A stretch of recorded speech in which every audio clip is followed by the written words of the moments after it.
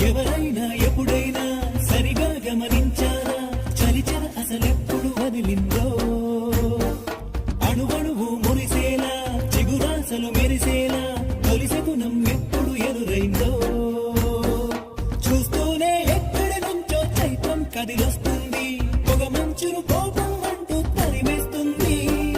నేలంతా రంగులు తొడిగి సరికొత్తగా దోస్తుంది తన రూపం తానే చూసి పులకిస్తుంది